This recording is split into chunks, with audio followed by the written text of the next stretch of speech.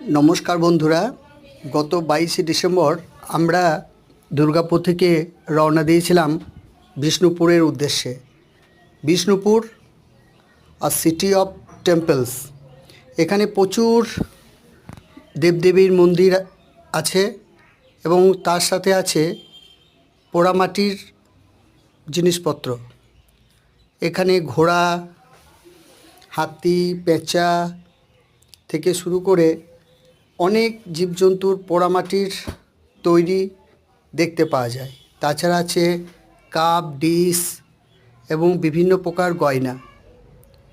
এসব দেখে খুব সুন্দর লাগছিল। আপনারাও পারলে একবার বিষ্ণুপুর ঘুরে আসতে পারেন। বিষ্ণুপুর সফর আমাদের খুব ভালো লেগেছে। ধন্যবাদ।